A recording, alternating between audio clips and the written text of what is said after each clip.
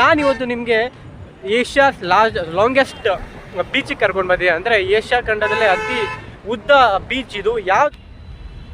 ನೀವೇನು ಇವಾಗ ನೋಡ್ತಾ ಇದ್ದೀರಾ ಅಷ್ಟು ಕೂಡ ಒಬ್ಬೊಬ್ಬರ ಸಮಾಧಿ. ಅಂದರೆ ಈ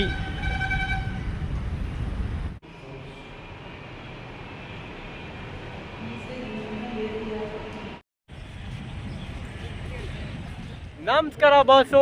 ನಾವು ಇವತ್ತು ಇನ್ನೊಂದು ರಾಜಧಾನಿಗೆ ಬಂದಿದ್ದೀವಿ ಓಕೆ. ಬಟ್ ಸ್ಟಿಲ್ ನಿಮ್ಗೆ ಇನ್ನೊಂದು ಇಂಪಾರ್ಟೆಂಟ್ ಏನು ಗೊತ್ತಾ, ನಾನಿವತ್ತು ನಿಮಗೆ ಏಷ್ಯಾಸ್ ಲಾಂಗೆಸ್ಟ್ ಬೀಚಿಗೆ ಕರ್ಕೊಂಡು ಬಂದಿದೆ. ಅಂದರೆ ಏಷ್ಯಾ ಖಂಡದಲ್ಲೇ ಅತಿ ಉದ್ದ ಬೀಚ್ ಇದು. ಯಾವುದಂತ ಹೇಳ್ತೀರಾ ಬನ್ನಿ. ಇಟ್ಸ್ ನನ್ ಅದರ್ ದ್ಯಾನ್ ಮರೀನಾ ಬೀಚ್. ನಾವು ಇವತ್ತು ಮೆಡ್ರಾಸಿಗೆ ಬಂದಿದ್ದೀವಿ. ನಮಗೆಲ್ಲ ಮೆಡ್ರಾಸ್ ಅಂದ ತಕ್ಷಣ ಜ್ಞಾಪನ ಆಗೋದೇ ಮೆಡ್ರಾಸ್ ಕಣ್ಣು. ಆದರೆ ಇವತ್ತು ಮೆಡ್ರಾಸ್ಗೆ ಬಂದಿದ್ದೀವಿ. ಏಷ್ಯಾ ಖಂಡದಲ್ಲಿ ಇದು ಅತ್ಯಂತ ಲಾಂಗೆಸ್ಟ್ ಬ್ರಿಡ್ಜ್. ನೀವು ನೋಡಿ ಓಷನಲ್ಲಿ ಒಂದು ದೊಡ್ಡ ಮರ ಬಿದ್ದೋಗ್ಬಿಟ್ಟಿದೆ. ಫುಲ್ಲು ತೇಲಾಡ್ತಾ ಇದೆ ಓಷನಲ್ಲಿ, ಅಂದರೆ ಬೀಚಲ್ಲಿ. ನಾನು ಆವಾಗಲೇ ನಿಮ್ಗೆ ಹೇಳಿದೆ, ಈ ಮರೀನಾ ಬೀಚ್ ಬಂದುಬಿಟ್ಟು ಏಷ್ಯಾಸ್ ಲಾಂಗೆಸ್ಟ್ ಅರ್ಬನ್ ಬೀಚ್ ಅಂತ. ಇದು 13.2 ಅಂದರೆ 13.2 ಕಿಲೋಮೀಟ್ರು ಅಗಲ ಇದೆ ಅಂತೆ. ಈ ಬೀಚು ಏಷ್ಯಾದಲ್ಲೇ ಅಂದರೆ ನಗರ ಪ್ರದೇಶ, ಅಂದರೆ ಬಾಂಬೆ, ಚೆನ್ನೈ ಆ ಥರ ಲಾಂಗೆಸ್ಟ್ ಬೀಚ್ ಇದು. ಇದಕ್ಕಿಂತ ದೊಡ್ಡ ಏಷ್ಯಾದಲ್ಲಿ ಇಲ್ಲ.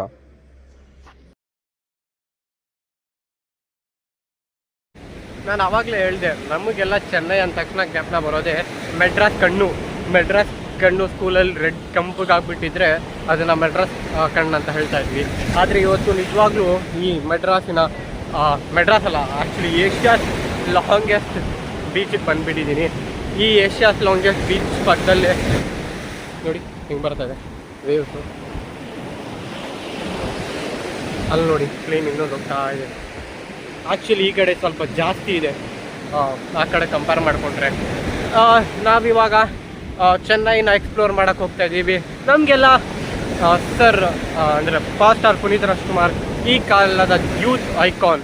ಆದರೆ ನಮ್ಮ ಹಳೇ ಕಾಲದಲ್ಲಿ ನಮಗೆ ಯೂತ್ ಅಂದರೆ ತಕ್ಷಣ ಜ್ಞಾಪಕ ಬರ್ತಾ ಇದ್ದಿದ್ದು APJ ಅಬ್ದುಲ್ ಕಲಾಂ ಆಗಿರ್ಬೋದು, ಸರ್ ಆಗಿರ್ಬೋದು, ಮತ್ತು ಸರ್ ಸ್ವಾಮಿ ವಿವೇಕಾನಂದ ಅವರು.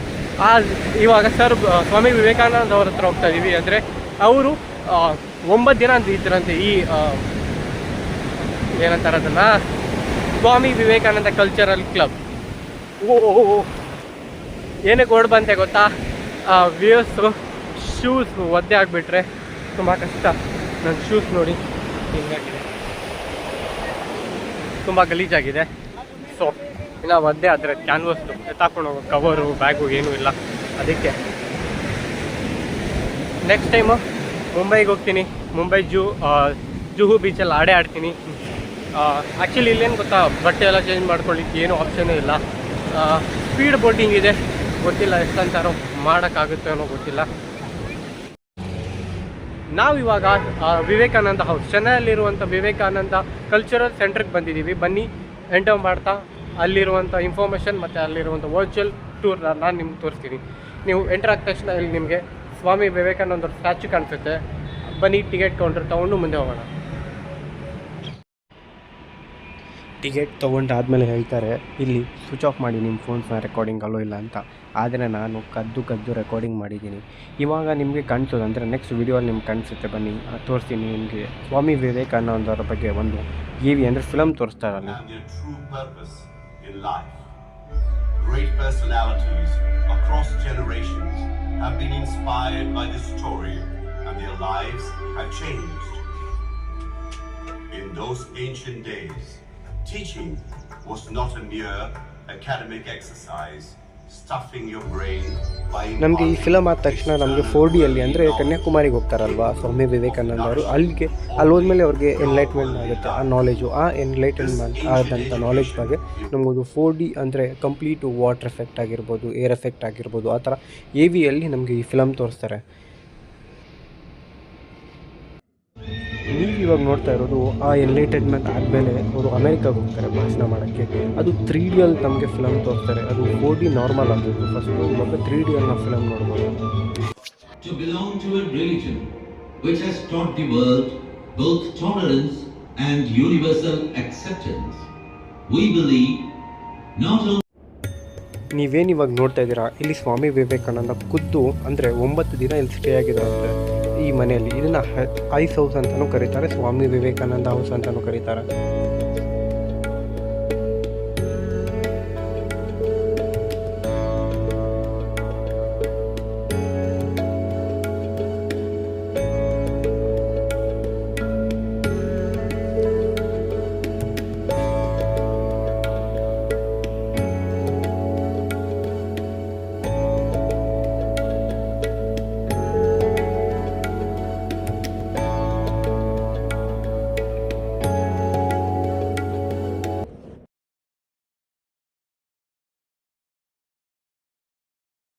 ನ್ಯೂಸ್ ಹಾಕಿದ್ರೆ ಸಾಕು, ಈ ದೇಶ ಇವ್ರ ಮೇಲೆ ಯುದ್ಧ, ಇನ್ನೊಂದು ದೇಶ ಇನ್ನೊಂದು ಮೇಲೆ ಯುದ್ಧ, ಇನ್ನೊಂದು ದೇಶ ಇನ್ನೊಂದು ಮೇಲೆ ಯುದ್ಧ. ಏನಕ್ಕೆ ನಮಗೆ ದ್ವೇಷ, ಏನಕ್ಕೆ ನಮಗೆ ನಮ್ಮದೇ ಇಲ್ಲ ಅಂತ ಒಂದು ಕೆಟ್ಟ ಮನಸ್ಥಿತಿ ಅಂತ ಗೊತ್ತಿಲ್ಲ. ಯಾಕಂದರೆ ನಮ್ಮ ಯುದ್ಧ ಮಾಡಿದಾಗ ಆ ಸಂದರ್ಭದಲ್ಲಿ ತುಂಬ ಖುಷಿ ಆಗ್ಬೋದು ಕೆಲವು ದೇಶಕ್ಕೆ, ಬಟ್ ಅದರಿಂದ ಆಗುವಂಥ ನಷ್ಟ, ಅದರಿಂದ ಆಗಿರುವಂಥ ಫಿನಾನ್ಷಿಯಲ್ ಲಾಸಸ್ ಆಗಿರ್ಬೋದು, ಯಾವುದೇ ಒಂದು ಯುದ್ಧ ಗೆಲ್ಲಲಿಕ್ಕೆ ಸಾಧ್ಯನೇ ಇಲ್ಲ ನನ್ನ ಪ್ರಕಾರ. ಯಾಕಂದರೆ ಯುದ್ಧ ಬಂದ್ಬಿಟ್ಟು ಒಂದು ಲಾಸು. ಇನ್ನೊಂದು ಲೈಕ್ ದೇಶ ಗೆಲ್ಬೋದು, ಬಟ್ ಆ ದೇಶದ ಜನ ಆ ಟೈಮಲ್ಲಿ ಕಷ್ಟಪಡೋ ಸೋಲ್ಜರ್ಸ್ ಆಗಿರ್ಬೋದು, ಜನ ಆಗಿರ್ಬೋದು, ಇನ್ಕ್ಲೂಡಿಂಗ್ ಗೌರ್ಮೆಂಟ್ ಆಗಿರ್ಬೋದು, ಎಲ್ಲರಿಗೂ ಬೇಜಾರಿರುತ್ತೆ. ಬಟ್ ಸ್ಟಿಲ್ ನಾನೇ ಪವರ್ಫುಲ್ ಅನ್ನೋ ಒಂದು ರೀಸನ್ಗೆ ನಾವು ಯುದ್ಧ ಮಾಡ್ತೀವಿ. ಬಟ್ ಯುದ್ಧ ಮಾಡೋ ಸಂದರ್ಭದಲ್ಲಿ ಎಷ್ಟು ಹಾನಿ ಆಗುತ್ತೆ ಗೊತ್ತಾ? ಬನ್ನಿ, ನಾನು ಇವಾಗ ಆ ಪ್ಲೇಸಿಗೆ ಕರ್ಕೊಂಡು ಹೋಗ್ತಾ ಇದ್ದೀನಿ. ಎಷ್ಟು ಬೇಜಾರಾಗುತ್ತೆ ಅಂದರೆ ಆ ಪ್ಲೇಸಲ್ಲಿ ನೀವು ನೋಡಿದ್ರೆ ಮತ್ತೆ ಖುಷಿನೂ ಆಗುತ್ತೆ. ಎಷ್ಟು ಕಷ್ಟ ಆದರೂ ಕೂಡ ಆ ಸೈನಿಕರು ಬಿಟ್ಕೊಡಲ್ಲ ಆ ದೇಶನ, ಅವ್ರ ದೇಶನ. ಅದು ಇಂಡಿಯಾ ಆಗಿರ್ಬೋದು, ಪಾಕಿಸ್ತಾನ ಆಗಿರ್ಬೋದು, ರಷ್ಯಾ ಆಗಿರ್ಬೋದು, ಯಾವುದೇ ಆಗಿರ್ಬೋದು, ಆ ದೇಶ ಸೈನಿಕರು ಅಂದರೆ ಆ ದೇಶಕ್ಕೆ ಹೋರಾಡ್ತಾರೆ. ಅದೇ ಸೈನಿಕರ ಒಂದು ಗ್ರೇಟ್ನೆಸ್ ಅಂತ ಹೇಳ್ಬೋದು. ಬನ್ನಿ ಆ ಪ್ಲೇಸಿಗೆ ಹೋಗ್ಬಿಟ್ಟು ಇನ್ನು ಆ ಪ್ಲೇಸ್ ಯಾವುದು ಎಲ್ಲ ಇನ್ಫಾರ್ಮೇಷನ್ ಕಲೆಕ್ಟ್ ಮಾಡೋಣ. ಮತ್ತು ನೀವು ಬೈ 1 ಮಿನಿಟ್ ಇಲ್ಲ, ಆ್ಯಕ್ಚುಲಿ ಪರ್ಮಿಷನ್ ಇಲ್ಲ, ಆದರೂ ನಾನು ಶೂಟ್ ಮಾಡ್ತಾ ಇದ್ದೀನಿ. ನೀವೇನು ಇಲ್ಲಿ ನೋಡ್ತಾ ಇದ್ದೀರಲ್ವ, ನಮ್ಮ ವೀರ ಸೈನಿಕರ ಪಾರ್ಥಿವ ದೇಹ, ಅಂದರೆ ನಮ್ಮ ಇಂಡಿಯನ್ ಸೋಲ್ಜರ್ಸ್ನ ಪಾರ್ಥಿವ ದೇಹ. ನೀವು ಆವಾಗಲೇ ವಿಡಿಯೋಲೆಲ್ಲ ನೋಡಿರ್ಬೋದು, ನಾನು ತೋರಿಸಿದೆ. ಇಲ್ಲಿ ಆ್ಯಕ್ಚುಲಿ ಶೂಟಿಂಗ್ ಮಾಡೋಕ್ಕೆ ಪರ್ಮಿಷನ್ ಇಲ್ಲ, ಆದರೂ ಕೂಡ ಇಸ್ ದೂರ ಬಂದುಬಿಟ್ಟು ವಿಡಿಯೋಲ್ಲಿ ಪರ್ಮಿಷನ್ ಇಲ್ಲ. ಆ್ಯಕ್ಚುಲಿ ಏನಂದರೆ ಇದು ನಮ್ಮ World War II ಆಗುತ್ತಲ್ವ, ಆ ಸಮಯದಲ್ಲಿ ನಮ್ಮ ಸೈನಿಕರು ಅಂದರೆ ನಮ್ಮ ದೇಶ ಪಾರ್ಟಿಸಿಪೇಟ್ ಮಾಡಿಲ್ಲ, ಆದರೂ ಕೂಡ ನಮ್ಮ ಸೈನಿಕರು ಪಾರ್ಟಿಸಿಪೇಟ್ ಮಾಡಿರ್ತಾರೆ. ಬಿಕಾಸ್ ಆ ಟೈಮಲ್ಲಿ ಬ್ರಿಟಿಷ್ ರೂಲ್ ಮಾಡ್ತಾ ಇರ್ತಾರೆ. ಆ ಕಾಲದಲ್ಲಿ ನಮ್ಮ ಇಂಡಿಯನ್ ಸೋಲ್ಜರ್ಸ್ ಪಾರ್ಟಿಸಿಪೇಟ್ ಮಾಡ್ತಾರೆ. ಚಲೋ ಬಾಯ್. ಓಕೆ, ನಮ್ಮ ಇಂಡಿಯನ್ ಸೋಲ್ಜರ್ಸ್ ಪಾರ್ಟಿಸಿಪೇಟ್ ಮಾಡ್ತಾರೆ. ಆ ಸಂದರ್ಭದಲ್ಲಿ 1000ಕ್ಕೂ ಅಧಿಕ ಮೆಂಬರ್ಸ್ ಸತ್ತೋಗ್ತಾರೆ. ಆ ಸತ್ತೋಗ್ತಾರೆ ಅಂದರೆ ವೀರ ಮರಣ ಹೊಂದಿರ್ತಾರೆ. ಆ ವೀರ ಮರಣ ಹೊಂದಿರೋ ಒಂದು ಮೆಮೊರಿಗೆ ಈ ಪಾರ್ಕ್ನ ಕಟ್ಟಿದ್ದಾರೆ. ಇದರ ಹೆಸರು ಬಂದ್ಬಿಟ್ಟು ಮೆಡ್ರಾಸ್ ವಾರ್ ಸೆಮೆಂಟ್ರಿ ಅಂತ. ಆ್ಯಕ್ಚುಲಿ ಶೂಟಿಂಗ್ ಪರ್ಮಿಷನ್ ಇಲ್ಲ, ಬೇಗ ಶೂಟಿಂಗ್ ಮಾಡ್ಕೊಂಡು ಹೋಗಿ ಅಂತ ಹೇಳಿದ್ರು. ನಾನು ಬೇಗ ಶೂಟಿಂಗ್ ಮಾಡ್ಕೊಂಡು ಹೋಗ್ತಾ ಇದ್ದೀನಿ. ಸೊ ಇದರಲ್ಲಿ ಆ್ಯಕ್ಚುಲಿ ಶೂಟಿಂಗ್ ಪರ್ಮಿಷನ್ ಇಲ್ಲ. ಸೊ ಬಾಯ್, ನಾನು ಇನ್ನೊಂದು ಪ್ಲೇಸಲ್ಲಿ ಸಿಗ್ತೀನಿ. ಆದರೆ ನಮ್ಮ ಸೈನಿಕರ ಬಗ್ಗೆ ಇರುವಂಥ ರೆಸ್ಪೆಕ್ಟ್ ಯಾವಾಗಲೂ ನಮ್ಗೆ ಇರಬೇಕಾಗುತ್ತೆ. ಸೊ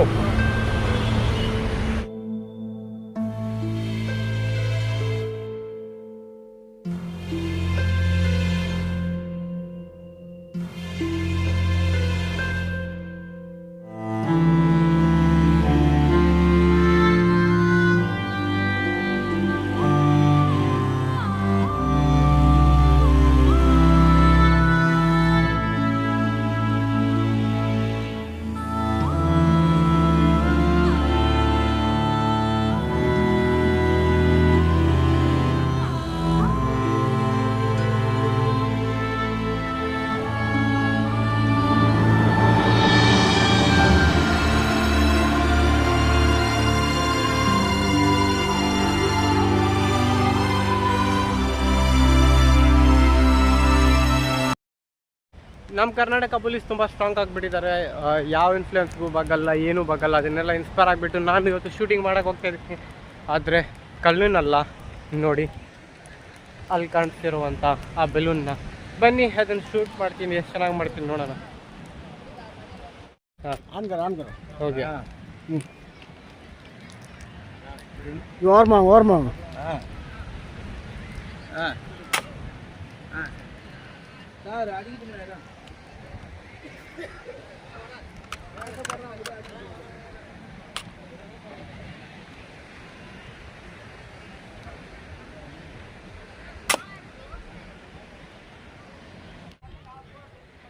ನಮ್ಮ ಲೈಫಲ್ಲಿ ಎಲ್ಲ ಪೊಲಿಟಿಕಲ್ ಆಗಿರ್ಬೋದು, ಇಲ್ಲ ಫಿಲಮ್ ಆಗ್ಬೋದು, ತುಂಬ ಇಂಪಾರ್ಟೆಂಟ್ ರೋಲ್ನ ಪ್ಲೇ ಮಾಡುತ್ತೆ. ಏನಕ್ಕಂದರೆ ಆ ಫೀಲ್ಡಲ್ಲಿ ಆ ಸಾಧನೆ ಡೆಫಿನೆಟ್ಲಿ ಆಗಿರುತ್ತೆ. ಹಾಗೆ ನಮ್ಮ Indian prime minister Shri Indira Gandhi ಅವರು ಮಾಡಿದಂಥ ಸಾಧನೆ ಬಹಳ ದೊಡ್ಡದು. ಹಾಗೆ ಈ ಸ್ಟೇಟಲ್ಲಿ ಅದೇ ಥರ ಒಂದು ಪವರ್ಫುಲ್ ಲೇಡಿ CM ಆಗಿದ್ದರು. ನೀವು ಆಲ್ಮೋಸ್ಟ್ ಗೊತ್ತಾಗಿರುತ್ತೆ ನಾನು ಯಾರ ಬಗ್ಗೆ ಮಾತಾಡ್ತಾ ಇದ್ದೀನಿ ಅಂತ. It is none other than Jayalalitha ಅವರು. ಸೊ ಬನ್ನಿ, ಜಯಲಲಿತಾ ಅವರು ನಮ್ಮ ಜೊತೆ ಇವತ್ತು ಇಲ್ಲ, ಬಟ್ ಆದರೂ ಕೂಡ ಅವರ ಹೇಗೆ ನಾವು ಆವಾಗಲೇ ವೀರ ಸೈನಿಕರ ತುಂಬ ಬೇಜಾರಾಗುತ್ತೆ ಅದ್ರ ಬಗ್ಗೆ ಮಾತಾಡೋಕ್ಕೆ, ಬಟ್ ಸ್ಟಿಲ್ ವೀರ ಸೈನಿಕರ ಸಮಾಧಿಯನ್ನು ನೋಡಿದ್ವಿ. ಹಾಗೆ ಈ ಫೀಲ್ಡಲ್ಲಿ ಅಂದರೆ ಪೊಲಿಟಿಕಲ್ ಫೀಲ್ಡಲ್ಲಿ ಒಂದು ರೆವಲ್ಯೂಷನ್ ತಂದಂಥ ಜಯಲಲಿತಾ ಅವರ ಸಮಾಧಿನ ನೋಡೋಕೆ ಹೋಗ್ತಾ ಇದ್ವಿ. ಬನ್ನಿ ಅವ್ರ ಸಮಾಧಿ ನೋಡ್ಕೊಳ್ಳೋಣ. ನಾವಿವಾಗ ಯಾರ ಸಮಾಧಿ ನೋಡೋಕೆ ಬರ್ತಾ ಇದ್ದೀವಿ ಅಂತ ನಿಮ್ಗೆ ಆಲ್ರೆಡಿ ಹೇಳಿದೆ, ಬಟ್ ಇನ್ನೊಂದು ಸರ್ಪ್ರೈಸ್ ಇದೆ. ಇಲ್ಲಿ ಬಂದಮೇಲೆ ಗೊತ್ತಾಯಿತು. ಇದು ಬಂದುಬಿಟ್ಟು ಜಯಲಲಿತಾ ಅವರು ಮತ್ತು ಅವ್ರ husband MGR Ramachandran. MGR Ramachandran. ಬನ್ನಿ ಅವರ ದೇಹವನ್ನು ಅಂದರೆ ಅವರ ಸಮಾಧಿಯನ್ನು ನೋಡುವ ಸಮಯ. ನಾವಿವಾಗ ಜಯಲಲಿತಾ ಅವರ ಹಸ್ಬೆಂಡ್ MGR ಅವರ ಸಮಾಧಿಯನ್ನು ನೋಡೋಕೆ ಹೋಗ್ತಾ ಇದ್ದೀವಿ. ಬನ್ನಿ ಆ ಸಮಾಧಿಯನ್ನು ನೋಡಿಕೊಂಡು ಮುಂದಕ್ಕೆ ಹೋಗೋಣ.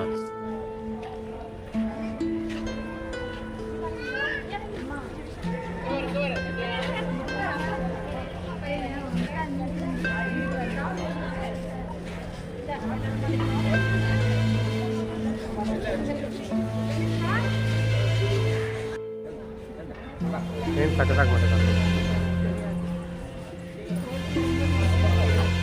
ನಾವಿವಾಗ ದಿ ಫೇಮಸ್ ಸ್ಟ್ರೀಟ್ CM ಆದಂಥ ಜಯಲಲಿತಾ ಅವ್ರನ್ನ ಅಂದರೆ ಜಯಲಲಿತಾ ಅವರ ಸಮಾಧಿಯನ್ನು ನೋಡೋಕೆ ಹೋಗ್ತಾ ಇದ್ದೀವಿ. ಬಟ್ ಅದಕ್ಕಿಂತ ಮುಂಚೆ ಅವ್ರ ಸಮಾಧಿಗೆ ಮಾಡಿರೋ ಡೆಕೋರೇಷನ್ ನೋಡ್ಬೇಕು ನೀವು. ಒಂದು ನಿಮಿಷ ತೋರಿಸ್ತೀನಿ ನಿಮಗೆ. ನೋಡಿ ಏನು ಸಕ್ಕತ್ತಾಗಿ ಮಾಡಿದ್ದಾರೆ. ಒಂದು ಸ್ಟಾರ್ ವಿಂಗ್ ಥರ ಅನ್ಸುತ್ತೆ ನನಗೆ.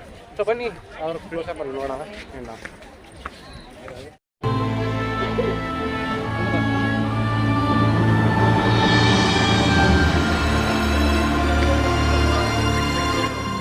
ಇನ್ನೊಂದೇನು ಖುಷಿ ಆಗೋದು ಗೊತ್ತಾ, ಇವ್ರನ್ನ ನೋಡಿದ ತಕ್ಷಣ ಅಫ್ಕೋರ್ಸ್ ತುಂಬ ಜನಕ್ಕೆ ಇನ್ಸ್ಪೈರ್ ಮಾಡಿರ್ತಾರೆ. ಬಟ್ ಇನ್ನೊಂದು ನಮ್ಮ ಕನ್ನಡದವ್ರಿಗೆ ಏನು ಖುಷಿ ಅಂದರೆ ಅವರು ಕೂಡ ಕರ್ನಾಟಕದಲ್ಲಿ ಹೋಗಿ ಇಲ್ಲಿ ಬಂದು ಒಂದು ಸ್ಟೇಟ್ CM ಆಗ್ತಾರೆ, ಒಂದು ಪವರ್ಫುಲ್ CM ಆಗ್ತಾರೆ. ಅನ್ಫಾರ್ಚುನೇಟ್ಲಿ ಅಮ್ಮ CM ಕ್ಲೋಸ್ ಆಗಿದೆ, ನೋಡ್ಬೋದು. ಅಮ್ಮ ಮ್ಯೂಸಿಯಂ ಇಸ್ ಕ್ಲೋಸ್ಡ್. ಓಕೆ, ಪರವಾಗಿಲ್ಲ, ಬನ್ನಿ. ತುಂಬ ಇದನ್ನು ನೋಡೋದು ಪ್ಲೇಸಸ್ ನೋಡಿಕೊಂಡು ನೀವು ನೋಡಿ ಇಲ್ಲಿಂದ ಏನು ಸಕ್ಕತ್ತಾಗಿ ಕಾಣಿಸುತ್ತೆ. ಅದು ಮತ್ತು ಸಕ್ಕತ್ತಾಗಿ ಮಾಡಿದ್ದಾರೆ. ಬಸ್ಸು ನಾವು ಇವಾಗ ಹೋಗ್ತಾ ಇರೋದು ಯಾವುದೋ ಒಂದು ಟೂರಿಸ್ಟ್ ಪ್ಲೇಸ್ಗೂ ಅಲ್ಲ, ಒಬ್ಬ ಸಮಾಧಿಗೆ. ಒಂದು ಸಮಾಧಿನ ಎಷ್ಟು ಗ್ರ್ಯಾಂಡಾಗಿ ಕಟ್ತಾರೆ ಅಂತ ನಾನು ಲೈಫಲ್ಲಿ ನಿಜವಾಗ್ಲೂ ಎಕ್ಸ್ಪೆಕ್ಟ್ ಮಾಡಿದ್ದೆ. ನಾನು ಅಂದ್ಕೊಂಡಿದ್ದು ಜಯಲಲಿತಾ ಅವ್ರದ್ದು ತುಂಬ ಗ್ರ್ಯಾಂಡಾಗಿರೋದು ನಾನು ಇವಾಗ ನೋಡಿದ್ದು. ಬಟ್ ಇದು ನೋಡಿದ್ರೆ ನೀವು ಶಾಕ್ ಹೋಗ್ತೀರ. ಒಂದೇ ನಿಮಿಷ ರೀ, ನಿಮಗೆ ಹಾಗೆ ತೋರಿಸ್ತೀನಿ. ಇಲ್ಲಿಂದ ನೋಡಿ, ಇದೇನು ಗೊತ್ತಾ ಸಮಾಧಿ ಇದು. ನೀವೇನು ಇವಾಗ ನೋಡ್ತಾ ಇದ್ದೀರಾ ಕರುಣಾನಿಧಿ ಅವರ ಬನ್ನಿ ಕರುಣಾನಿಧಿ ಅವರ ಸ್ಟ್ಯಾಚ್ಯೂ ಇದೆ. ಬನ್ನಿ, ಏನು ಸಕ್ಕತ್ತಾಗಿ ಕಟ್ಟಿದ್ದಾರೆ ಗುರು. ನಿಜವಾಗ್ಲೂ ಶಾಕ್ ನಾನು, ಈ ಥರ ಎಲ್ಲ ಮಾಡ್ತಾರಾ ಅಂತ.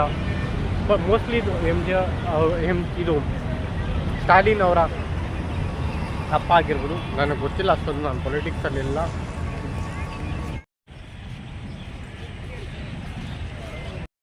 ನನ್ನ ಲೈಫಲ್ಲಿ ನಾನು ಇಷ್ಟು ಗ್ರ್ಯಾಂಡ್ ಆಗಿರುವಂಥ ಸಮಾಧಿನ ಯಾವತ್ತೂ ನೋಡೇ ಇಲ್ಲ. ಒಂದು ಸಮಾಧಿನೂ ಇಷ್ಟು ಗ್ರ್ಯಾಂಡಾಗಿ ಕಟ್ತಾರ. ಒಬ್ಬ ಲೀಡ್ರ್ ಆಗಿರ್ಬೋದು, ಯಾರೇ ಆಗಿರ್ಬೋದು, ಬಟ್ ಸ್ಟಿಲ್ ಈ ಲೆವೆಲ್ಗೆ ನೋಡಿದ್ರೆ ನಿಜವಾಗ್ಲೂ ಶಾಕ್ ಹೋಗ್ತೀರ. ಬನ್ನಿ ಇದನ್ನು ಎಕ್ಸ್ಪ್ಲೋರ್ ಮಾಡಿ ಒಂದು ಸತಿ. ನಾನಂತೂ ಮೈಂಡ್ ಬ್ಲೋರ್.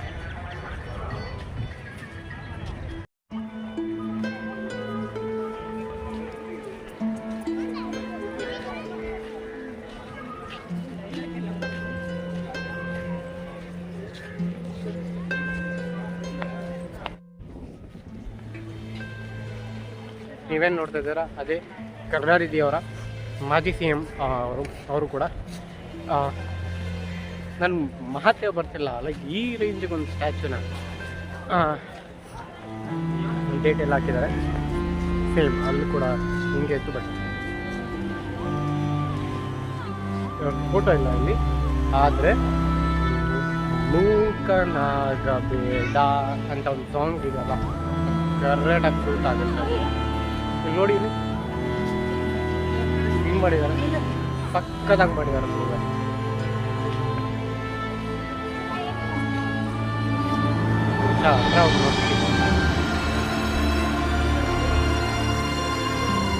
ನೋಡಿ ಏನು ಮಾಡಿದ್ದಾರೆ ಅಂದರೆ ನನಗೆ ಮಾತೇ ಬರ್ತಿಲ್ಲ, ಏನೂ ಬರ್ತಿದ್ದಾರೆ. ಒನ್ ಟಾಯ್ಲೆಟ್ ವಿತೌಟ್ ರೆಸ್ಟ್, ನಾವು ರೆಸ್ಟ್ ಇನ್ನೇನೋ ಇಂಗ್ಲೀಷಲ್ಲಿ ಹಾಕೋರೆ, ಹೇಗೋ ಓದ್ತೀವಿ, ಇಂಗ್ಲೀಷ್ ಓದಕ್ಕೆ ಬರೋಲ್ಲ. ನನಗೆ ಮಾತೇ ಬರ್ತಿಲ್ಲ. ಅವರು ಸಾಮಾನ್ಯ ಹಿಂಗೂ ಕಳ್ಕೊಂಡ ಅಂತ ಮೂಕ ನಾನು ಬಿಡಿ. ಏನು ರೀ ಹುಡುಗರು, ದುಡ್ಡು ಪಬ್ಲಿಕ್ದು, ಪಬ್ಲಿಕ್ ದುಡ್ಡು, ಯಾರ್ದೋ ದುಡ್ಡು, ಯಾರ್ದೋ ಜಾತ್ರೆ. Okay, everything will have to come. Jayalalitha ಅವ್ರ ಮ್ಯೂಸಿಯಂ ಕ್ಲೋಸ್ ಆಗಿತ್ತು, ಬಟ್ ಇಲ್ಲಿ ಸ್ಟಾಲಿನ್ ಅವ್ರು CM ಆಗಿರೋದ್ರಿಂದ ಓಪನ್ ಮಾಡಿಸಿದ್ದಾರೆ. ಅವರ ಸಾಧನೆ ನೀವು ನೋಡ್ತಾ ಇದ್ದೀರಾ, ಅವ್ರು ಸತ್ತಾಗ ಎಷ್ಟು ಜನ ಬಂದಿದ್ರು ಅಂತ. ಅವರು ಕೂಡ ಒಂದು ಗ್ರೇಟ್ ಲೀಡರ್ ಅಂತ ಗೊತ್ತಾಗ್ತದೆ ಈ ಮೂಲಕ.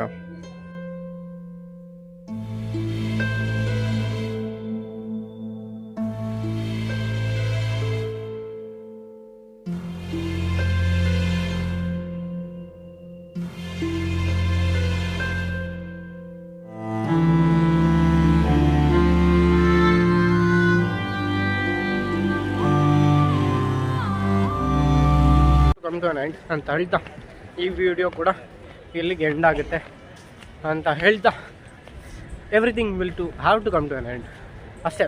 ಈ ವಿಡಿಯೋ ಕೂಡ ಇಲ್ಲಿಗೆ ಎಂಡ್ ಆಗ್ತಾ ಇದೆ. ನಾನು ಬೆಳಗ್ಗೆಯಿಂದ ಸುತ್ತಾಡಿ ತುಂಬ ಸುಸ್ತಾಗಿಬಿಟ್ಟಿದ್ದೀನಿ. ಇವಾಗ ರೆಸ್ಟ್ ತೊಗೊಂಡು ನಾಳೆ ಕೂಡ ಎಕ್ಸ್ಪ್ಲೋರ್ ಮಾಡೋದಿದೆ. ಚೆನ್ನೈ ತುಂಬ ದೊಡ್ಡ ಸಿಟಿ, ನಾನು ಬ್ಯಾಂಗ್ಳೂರ್ಗಿಂತ ಸ್ವಲ್ಪ ದೊಡ್ಡದು ಆ್ಯಕ್ಚುಲಿ. ಸೊ ಅದನ್ನು ಎಕ್ಸ್ಪ್ಲೋರ್ ಮಾಡಿಕೊಂಡು ನಾಳೆ ಇಲ್ಲಿ ನೋಡಿ, ಇಲ್ಲಿ ಸೇಮ್ ಅವ್ರದ್ದೇ ಕರುಣಾನಿಧಿ ಅವರ ಸೈಡಲ್ಲಿ ಇಕ್ಕಿದ್ದಾರೆ. ಸೇಮ್ ಜಯಲಲಿತಾ ಮತ್ತು ಅವರ ಹಸ್ಬೆಂಡ್ ಹೆಂಗಿದ್ರು ಸೇಮ್ ಆಗಿ ಮಾಡಿದ್ದಾರೆ. ಸೊ ಬನ್ನಿ, ಆವಾಗಲೇ ಹೇಳ್ತಾ ಇದ್ದೀನಿ, ತಿರ್ಗಾ ಹೇಳ್ತೀನಿ, everything has to come to an end. So our vlog comes to an end here. Bye, take care guys. ನಾನು ತಿರ್ಗಾ ಸಿಗ್ತೀನಿ. ತುಂಬ ಸುಸ್ತಾಗ್ಬಿಟ್ಟಿದ್ದೀನಿ, ಒಂಥರ ಹ್ಯೂಮಿಡಿಟಿ ಸಿಕ್ಕಾಪಟ್ಟೆ ಇದೆ. So bye, take care.